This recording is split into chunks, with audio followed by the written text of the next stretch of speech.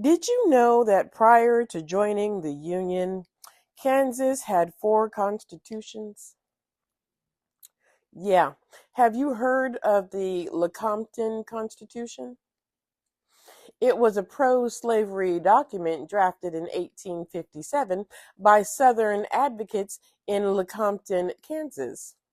It was the second of the four proposed constitutions for Kansas, and it was never put into effect. No, no. Uh, let's talk about the Lecompton Constitution as well as the other three constitutions. Now, the Lecompton Constitution was drafted by pro-slavery advocates and included provisions to protect slaveholding in the state and to exclude free people of color from its Bill of Rights.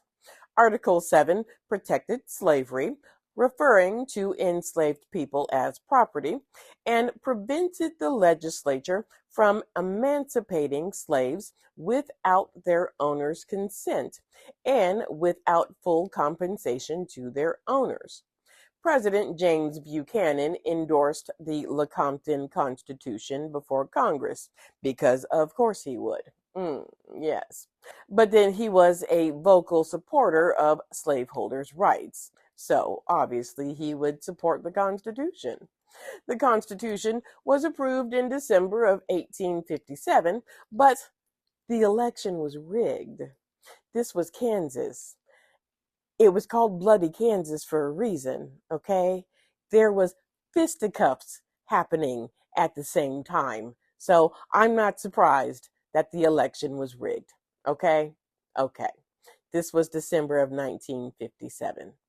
So they have a second vote in January of 1858 by a majority of the voters in the Kansas Territory.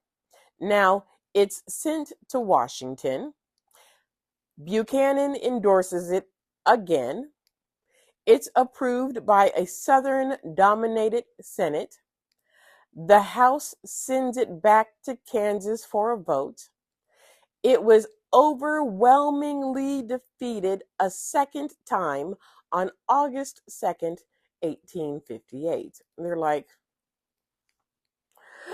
no. Prior to the Lecompton Constitution was the Topeka Constitution. It banned slavery, but it still barred free blacks from the state. Now, the convention to approve the Constitution was organized by free staters to counter the pro-slavery territorial legislature elected March 5th of 1855. On July 8th, Senator Stephen A. Douglas took up the Topeka Constitution in a bill counter to Senator Cass, which threw the issue back to the people of Kansas, who had to be over the entire thing. Because at this point, we've got fisticuffs, right? It's called Bloody Kansas, okay? Now, the Free State Legislature reconvened in Constitution Hall on January 5th, 1858. Remember, 1858, we've got the Lecompton Constitution at the same time, okay? The Topeka Constitution was again sent to Congress, but no action was taken. The South controlled Congress, and it was not going to admit Kansas as a free state if it could help it. And the Free Staters were not going to admit Kansas as a slave state if it could help it. It was not so much that slavery was benign, as most of them believed. It was that a new free state would change the balance of power in a polarized Senate. They didn't want the slave states to have control of Congress. It was about economics, and it was about congressional power. The Constitution was sent to Congress, and it was approved by the House on July 2nd, okay? But it was opposed by then President Pierce. It failed in the Senate by 2 Southern votes. There was also the Lenworth Constitution. The Leavenworth Constitution was the most radical and liberal of the four constitutions drafted for the Kansas Territory. The Bill of Rights refers to all men and prohibited slavery from the state. The word white did not appear in the proposed document and therefore would not have excluded free blacks from the state. In the 1856 election, the Free Staters achieved a majority in the legislature, and they called for another constitutional convention to head off approval of the Compton Constitution. Okay, they're like, we need to nip this in the bud. It met in March of 1858, first in Mariola, then in Leavenworth. This constitution, the most liberal of the four, it would have given all males, black and white, the right to vote.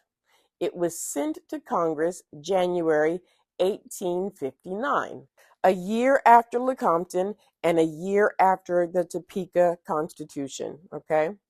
But Congress took no action. Ultimately, Kansas came into the Union under the Wyandotte Constitution in 1859 as a free state.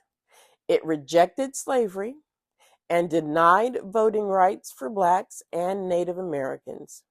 There was a motion to exclude blacks from the state, but that was defeated, despite the fact that previously all the Democrats and a few Republicans favored the exclusion.